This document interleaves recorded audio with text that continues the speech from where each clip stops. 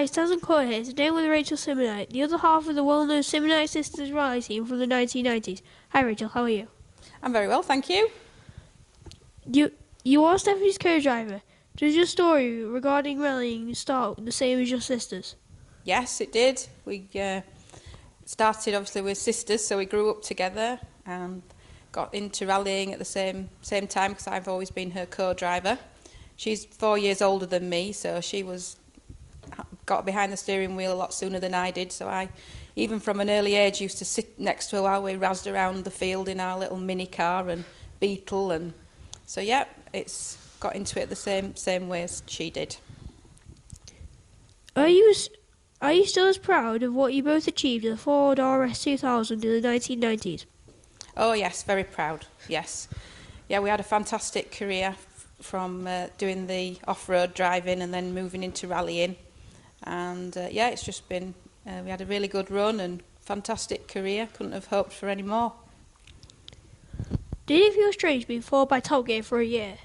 Was it strange being filmed by Top Gear for a year? Yes, yes, it was. It was a great experience.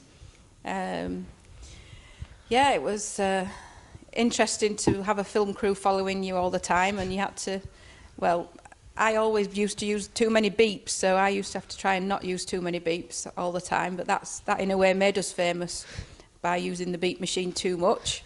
And yeah, I think it made good viewing though, so yeah, it was good fun those times when Top Gear used to film us. Do you feel that you were one of the few female co-drivers that actually got noticed?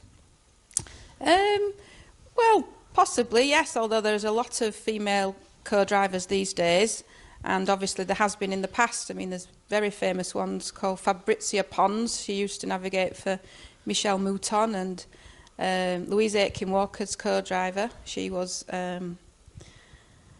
Tina Turner. So in the past, before I started, there's been famous co-drivers, female ones. So I think, yeah, we hold our own, I think, and we're lightweight as well. So that's what they're looking for in cars. They want as lighter co-driver as possible. So we win on that score normally, and yeah, so it's good. My mum was actually my dad's driver. Sorry? My mum was actually my dad's driver. Oh, really? That was good. Has co-driving changed over the years? Yes, it has. I mean, before my time, co-drivers used to have to read a map on the stages rather than read pace notes. So it used to be a lot more difficult back then, I think, because it was the experience. The rally could be won.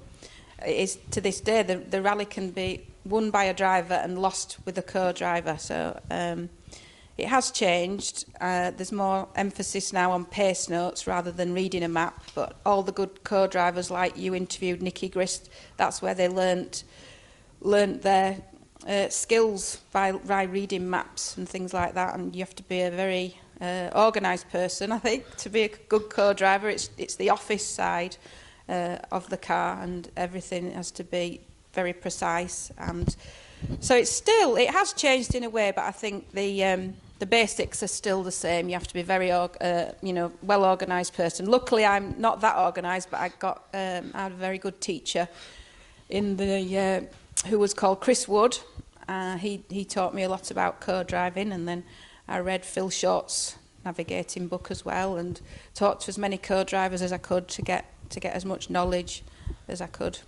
So yeah, it has changed over the ways, but I think fundamentally you've still got to be good on the maps and good knowing the stages and where the bad bits are and pointing those out to your driver. Stephanie says that off-road rallying is different to stage rallying. Is the co-driving much different? Not really. The off-road rallying that we do in France is very similar to stage rallying, because you have time cards and you have to clock into the service areas at a certain time and then do the road sections in a certain time. So all that's very similar. Plus we have to make pace notes. But whereas here in this country, when you make pace notes, you're normally next to one another in a nice, warm, cosy recce car. But when we go rallying in France, we have to do it on a quad bike. So Stephanie drives the quad bike and then I sit behind her and make the pace notes as we bounce along, and it's raining and muddy, and that's different and harder in that way. But other than that, it's very similar, yeah. Do you enjoy spending time with your sister competing as much as outside of rallying? Oh, yes. Yeah, I do. She's great. Yeah, we've spent a lot of time together. Family time, really. She's got 2 children, like I've got 2 children, so we all do things together in that way, and yeah, socialise together, and yeah, she's my best friend. Do you miss your family when you are competing? No.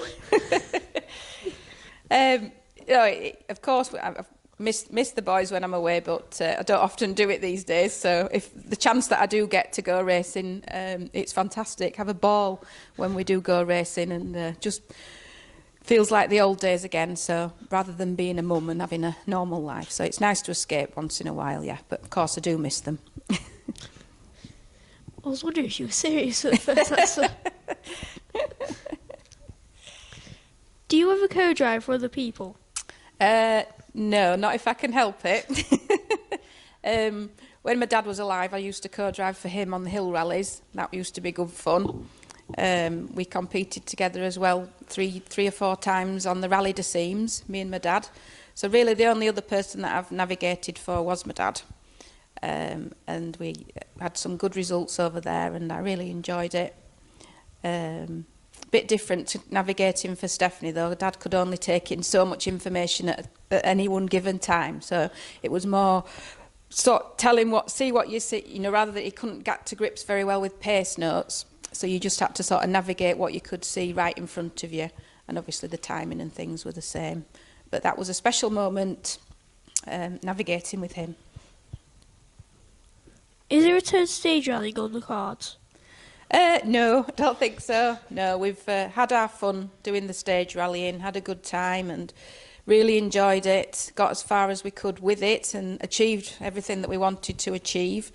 And then after that we went over to France and did the French Off-Road Championship and had a lot of success there, and to this day now that's where we still go to get our kicks, if you like. But no, stage rallying's such a difficult sport to get into. It's very expensive. You need good sponsors and good cars. So I think, you know, you have a certain good run at it, and then your time's up, sort of thing. It's time to move on to something else. I don't think you can, you know, go on and on doing it.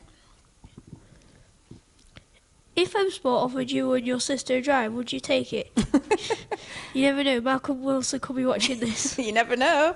Oh yeah, definitely. I mean, saying all that, we'd love to have an odd go at it, but I don't think we'd want to do a full championship again. It's a lot of commitment time wise, and we're too old now. It's let the young ones have a go.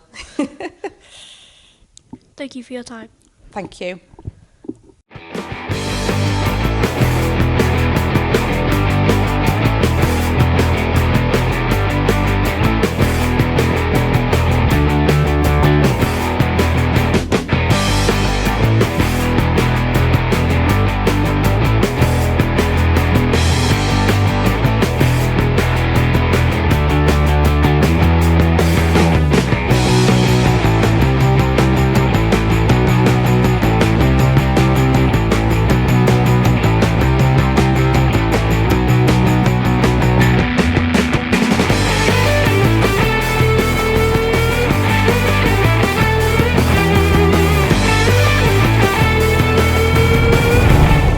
Again?